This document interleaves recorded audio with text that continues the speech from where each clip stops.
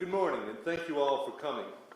As you know, us in Louisiana, we're facing the toughest property insurance market since the aftermaths of Hurricanes Katrina and Rita back in 2005.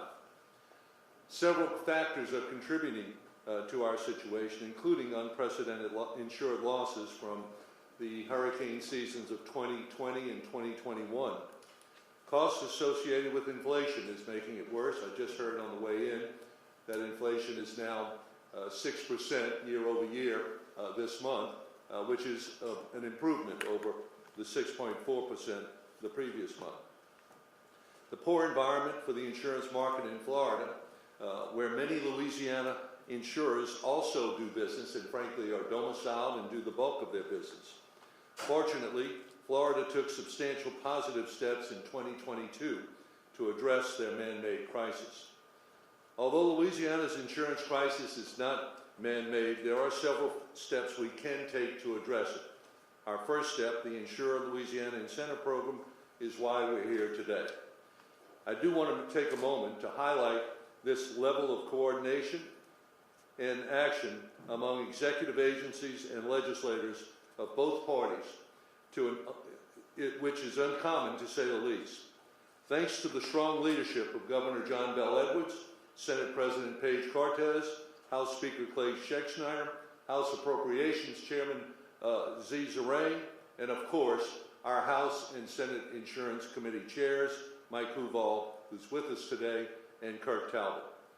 We were able, with their help, to pass $45 million in funding for the Insure Louisiana Incentive Program during a special session last month in an overwhelming bipartisan manner. It was absolutely vital to get this program running so we can provide relief to Louisiana residents facing the lack of options in the market and the major cost increases at Louisiana citizens, which is being forced to implement due to the rate increases, significant rate increases, due to the cost of reinsurance that they are compelled to buy for the over 100,000 policies now in that program. To address the Insurance Incentive Program, the application period for the first round of the incentive program closed last Friday. As a reminder, $45 million was appropriated for the program by the legislature in the recent special session. For each dollar an insurance company receives through that program, they must match the grant dollar for dollar and then write $4 in new premium. Today, I can report that the round one application period was more than our hoped for success, as we received non-applications to participate in the program. The insurers collectively, those non-collectively, asked for a total of $62 million in grant money, which is $17 million more than is available. Chairman Talbot has agreed to author legislation. Well, actually, I should correct that.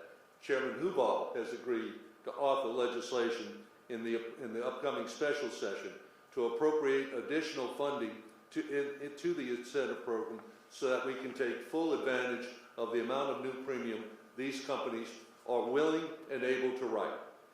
The insurers that applied for grant funding are SafePoint Insurance Company asking for $10 million, Constitution Insurance Company asking for $10 million, Applied Underwriters asking for $10 million, Sure Choice Underwriters Reciprocal Exchange asking for $10 million, Cajun Underwriters Reciprocal Exchange asking for $5 million, Elevate Reciprocal Exchange asking for $5 million, Allied Trust Insurance Company asking for $6.5 million, Gulf States Insurance Company asking for $3.6 million, and Safeport Insurance Company asking for $2 million.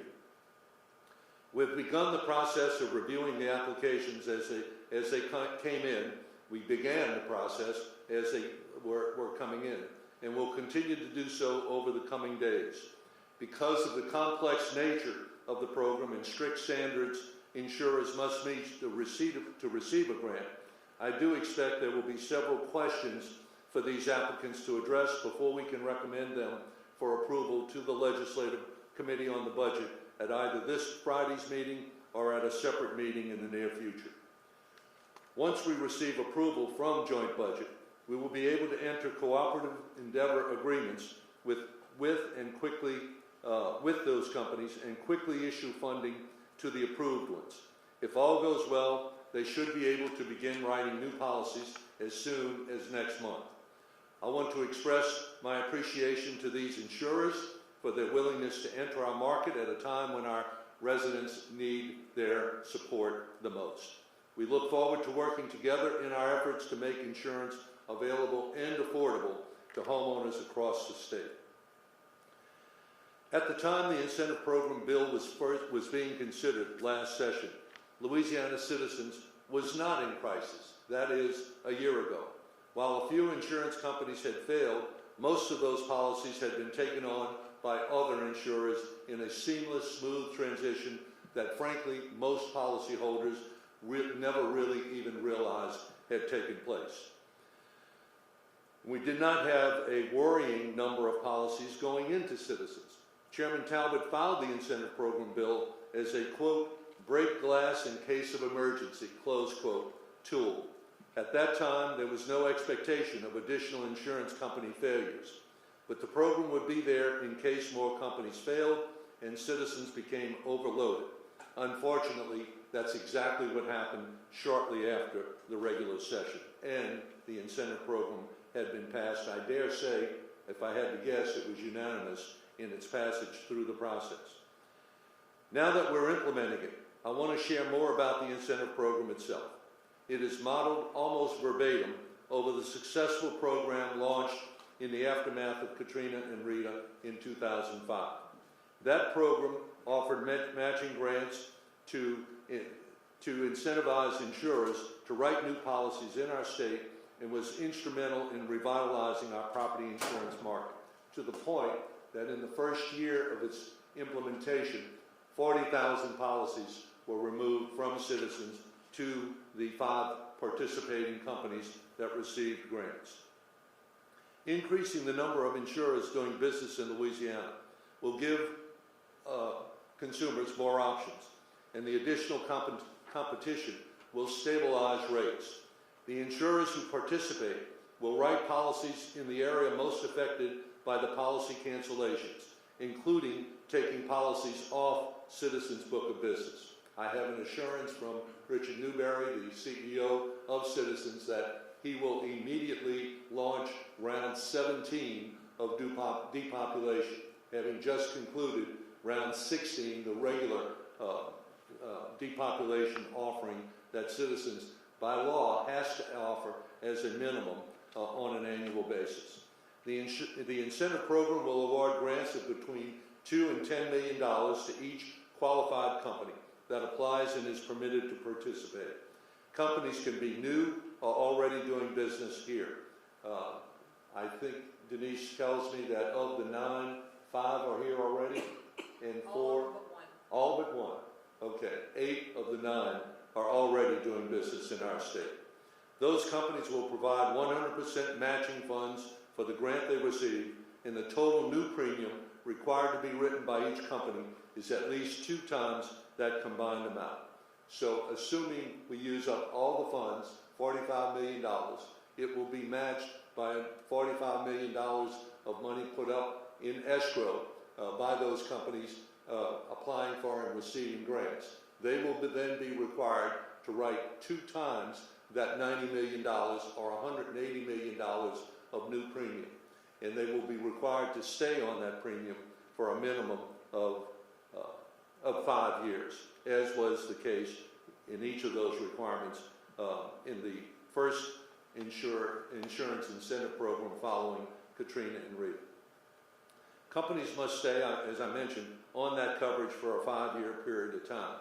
The participating companies will be subject to enhanced solvency monitoring, including but not limited to newly increased capital and surplus requirements, monthly reporting, in-depth reinsurance program reviews, and premium limits in each parish.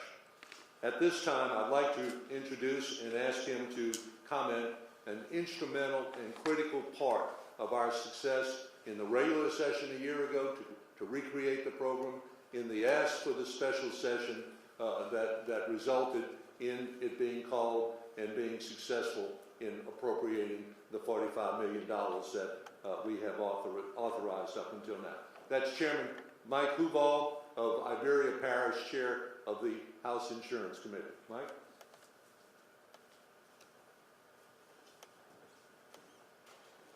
Thank you, Commissioner. The incentive program is not designed to be a long-term fix. Although attracting several new companies to write insurance, homeowners insurance in our market will greatly benefit us in the long term. The program is critical to our state because the sooner we can distribute funds, the sooner policyholders can get out of Citizens. About 10,000 Citizens policyholders per month are experiencing premium increases required by law of 63% for residential policies and 76% for commercial policies. Reducing the number of policies in Citizens will reduce Citizens' costs for its reinsurance program that renews on June the 1st, the first day of hurricane season. I also want to point out that while coastal Louisiana is suffering more than other parts of Louisiana, the entire state will benefit from this incentive program. There are two reasons.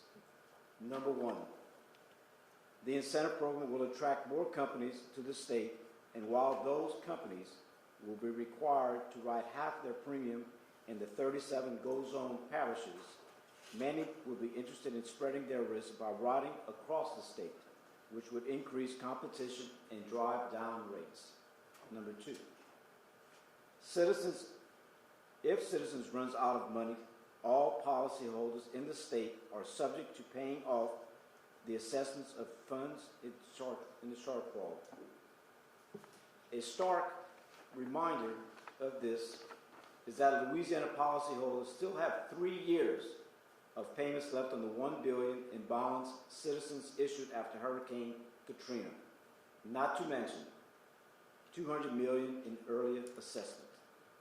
Because the incentive program is mostly a short-term fix, Commissioner Donlin, Chairman Talbot, and I will be working closely together to propose several long-term fixes this session. Fortified homes. As Commissioner Donlin mentioned, we will be working together on several new bills this session aimed at strengthening our insurance market for the long term. We will release more information on the full package soon, but I wanted to speak about one of those major initiatives, the Louisiana Homes Program today, Fortified Home Program today. One of the best ways we can prepare for hurricanes is to use stronger materials and construction methods when building or modifying our homes. In 2022, I authored the bill establishing the Fortified Homes Program within the Department of Insurance.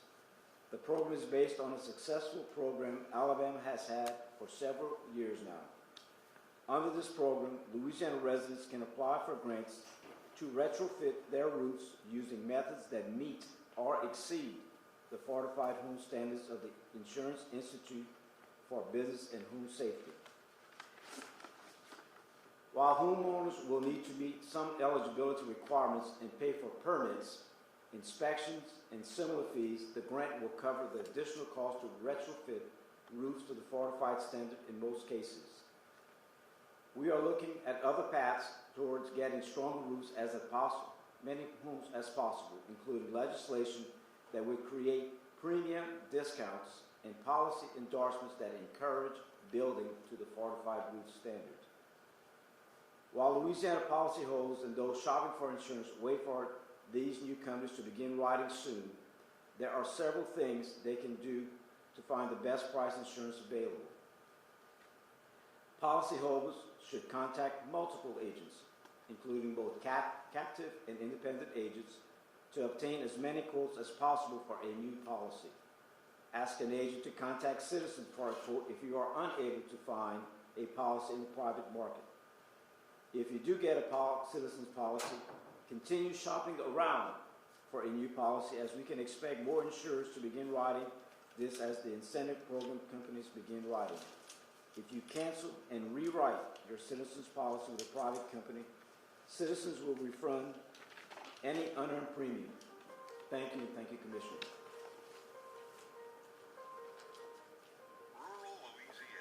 Thank you, Mike.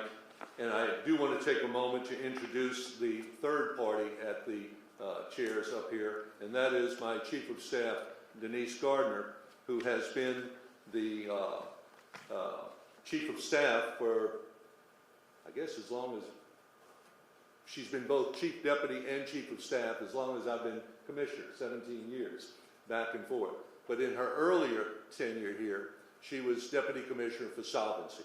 And in that role, back in 2008, she was tasked with drafting and implementing and monitoring the companies that took the incentive grants of the first insurance incentive program in the aftermath of Katrina and Rita.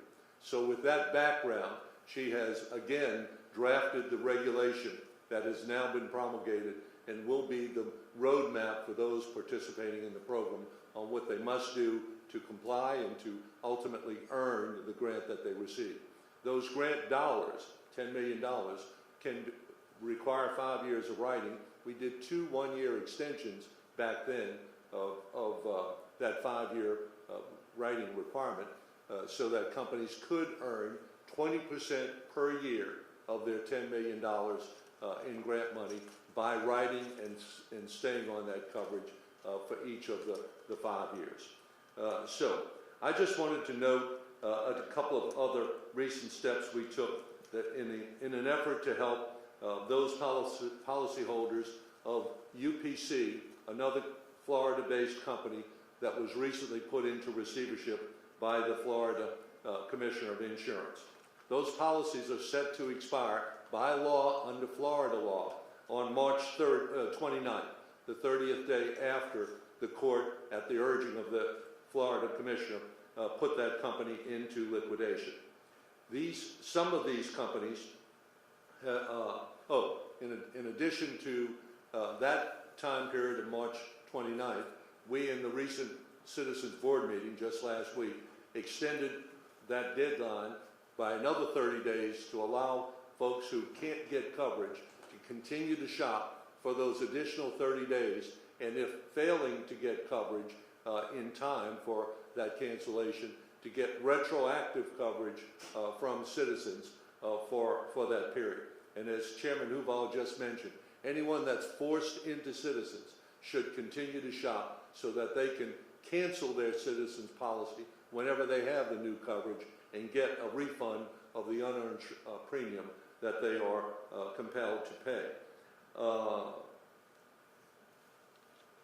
In addition to that benefit that Citizens is extending, the LBI here at the department, we also provided those grant, we added to the companies receiving grant money that they can retroactively take credit for writing whatever number of UPC policies they take from those folks facing forced cancellation on March 29th or 30 days after that. And several of at least one of the companies that have applied for grants have indicated in their application that they intend to take policies out of Citizens, which benefits not only those policyholders who won't be faced with that 63% rate increase on top of already by law the most expensive coverage available to property owners, which is Citizens.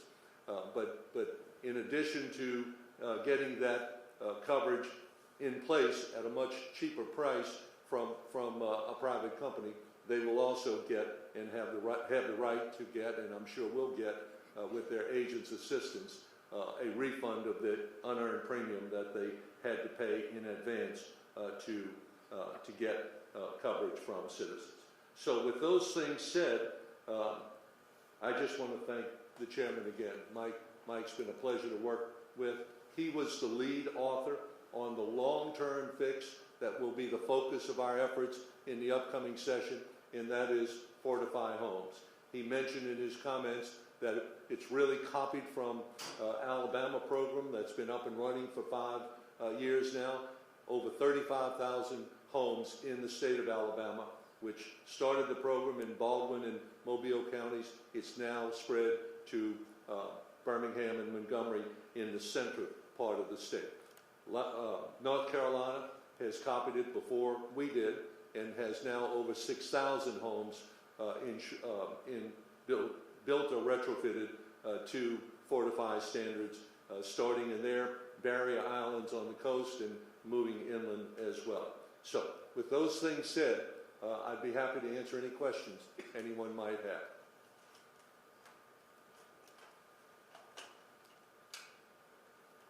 Questions? Okay. Do we have any online?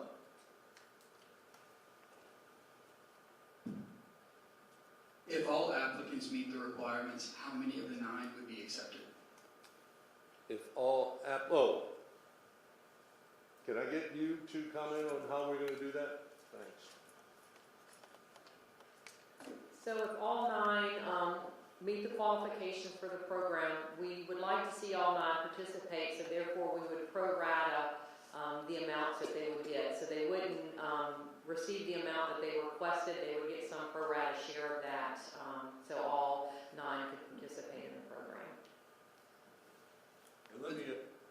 And let me add to that answer that with the bill that Chairman Huvall has offered to introduce as a supplemental appropriation bill, those who don't get the full amount that they were asking for when we got 61 million asked for and only 45 million available, would be available to get the rest of what they asked, all 9, when given a haircut to fit under the $45 million limit, they would be available to get additional funding through that supplemental appropriation process. You may have answered this, but I have to walk out to answer a phone call. So how many, with the 9 companies, how many policies will that entail if they are allowed to participate? We don't know that. Someone did a back of the envelope calculation. It was you. You want to talk about your envelope? Just right quick, I did a calculation, taking the 45 million grant, matching it with 45 million of the company's funds. To get to 90, they have to write 2 times that, which would be a total of $180 million in premium. I use Citizens' average premium, which is around $4,500, I think at the time, and got around 38,000 policies. So around close to 40. Yes, ma'am. And at 60 million, what do we get? Ooh, Because we get 15 more million. that's correct. And So a supplemental. 15 would be 30. You'd Right. have to write 60. 4 goes into 60. So for now, Yeah. close to 40,000 Yes, yeah. policies. 40,000 plus another third of that. So 55,000 if we can get the supplemental appropriation process through. If we go from 40 to 55, roughly. We had a few questions for if we would put the list of 9 companies online, which we'll issue via press release. Another question we received was from Tim Dara at AM Best. He asked if we're disappointed that only, of the 9 companies that have applied, only 1 is from out of state. No, we had no expectation going in as to how many would be from Louisiana. Actually, That's not right. no, it's not correct. We have 3 domestic. Seven out of state, 2 domestics, and 1 is new, the other 8 are already licensed. I think that's what he was getting at, Okay. new companies. Did you get that? All right. When will the Fortified Roof program begin? When it's funded.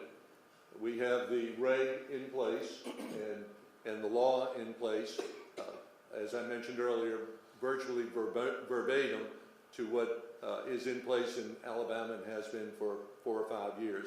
And we're in close communication with Alabama on how they laid out the rules in their reg and how it's being implemented for inspections and certificates of compliance, which are transferable, although renewable. I think they expire every 15 years. and subject to renewal, and also subject to transfer upon sale of the property. It's really a good buy for any property owner in Louisiana, but in particular in coastal Louisiana. And again, they have to be one right with the deal, right? Yes, Yes, that's in the law. that's in the law. As is, what's the requirement for domestics? 20%? So 20% of the grant money Yes. was segregated for domestic. Yes. So, and we're exceeding in the ask. We're right at. We're right at? Okay. Can companies or individuals associated with companies that previously failed participate in the grant program? No, sir. Companies nor the executives or directors of those companies are eligible. What proof and where can the insured receive that their UPC coverage will be extended 30 days by citizens? Citizens website, I would assume, or call your agent, The department also issued a bulletin. which is on our website. That's correct. Do you have the bulletin number? I think it's 2023-02. Bulletin number 2023-02. Sound right, David? For UPC, Yes. that was just a notification from the department. I do not believe there was a bulletin issued on that. We Okay. just did a press release because Citizens Board voted to extend. We did a press release? Yes. Okay, so there's a press release on our website issued last week outlining what is available for those folks who can't get coverage before the deadline, court-imposed deadline of the 29th.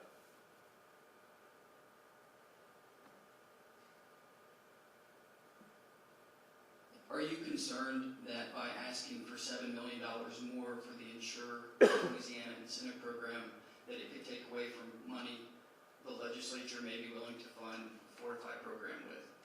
Well, first off, it's not 7, it's 17 million more that we'll be asking for. And the fortified program is certainly the long-term solution to our problem. The incentive program is the firemen coming to the scene of the raging fire, trying to put out and douse the crisis, the ongoing crisis in the market.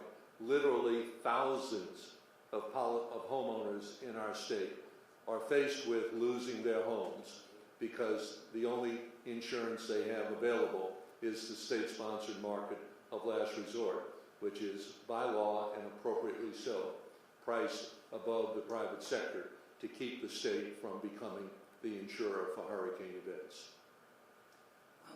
For Mike Finch of The Advocate, how will financial ratings factor into which insurers are selected? Denise? So in HB1 that gave us the 45 million, Chairman Zerain had a requirement that companies had to have either an AM Best, B+, or Demotech A. So that's the requirements we're going to use for the application process. And I think for our last question, Wait, let me add something else.